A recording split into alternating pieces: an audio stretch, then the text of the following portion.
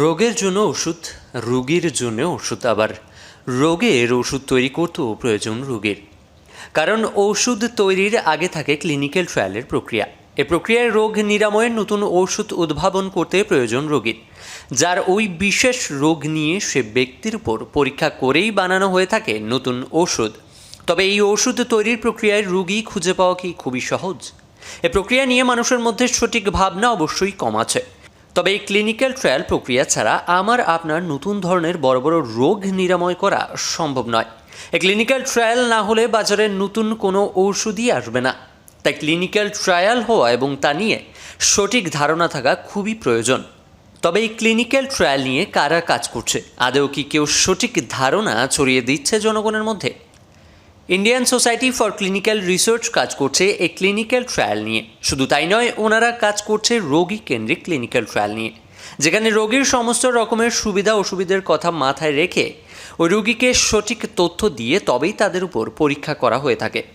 গত 25শে মে রোগী কেন্দ্রিক ক্লিনিক্যাল ট্রায়ালের উপর ভিত্তি করে পিয়ারলেস হাসপাতালে একটি সেমিনার অনুষ্ঠিত হয়।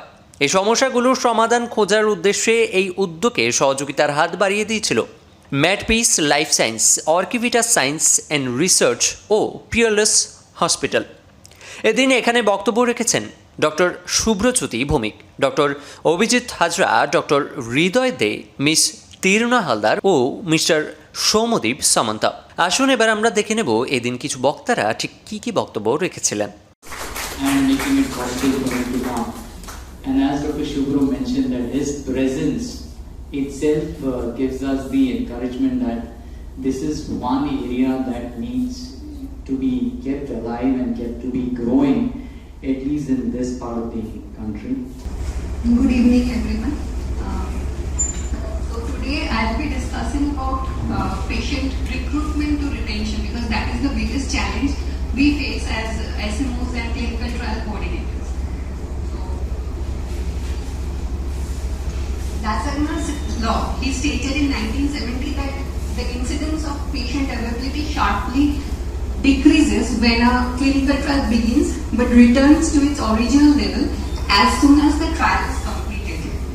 But we still now face this, because when we are doing a feasibility, we are expecting a big patient pool, but when it's the time to recruit patients, the number of patients decreases.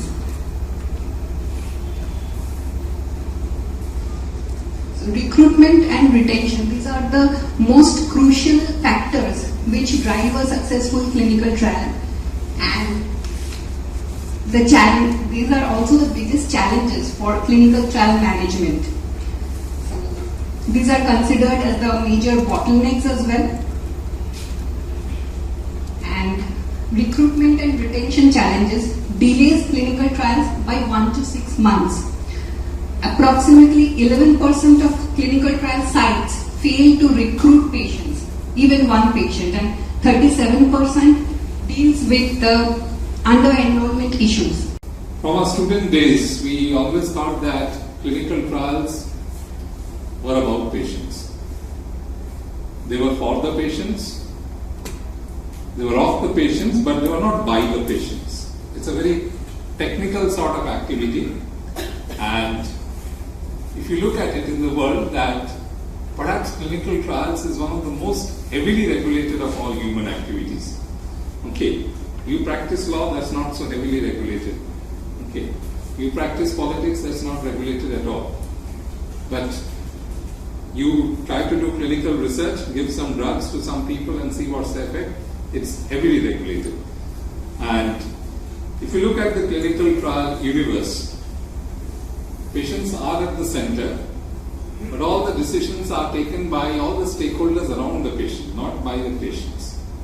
So who are these stakeholders? You know, of course, there is a sponsor who funds the study, there is the investigator who does the study, there is the ethics committees who review and approve and monitor the studies, and finally, on top of everybody is the regulator, who decides whether the study gets done, and if the study does get done, whether the results will be carried to their logical conclusion. So it's all highly qualified and technical people doing everything in the name of the patient.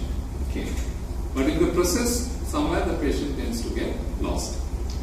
So when we speak about this theme, patient-centric, patient-oriented, patient-centered clinical trials,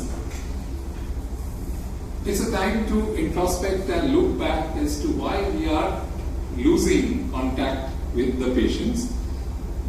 And what I've decided that I won't be speaking in technical terms, but I will go with the general tenets, principles of bioethics, and then see what are the challenges in applying these principles in our day-to-day world. So can I have the first slide? Next slide. So you know that we believe that we live in a civilized world, we don't live in the jungles. And in a civilized world, we are supposed to follow certain codes of conduct. For instance, one code of conduct, we all know that we have to follow the law of the land. If you don't follow the law of the land, you will be in trouble. You might land up in jail. And these days, anybody can go to jail, as we see in India today.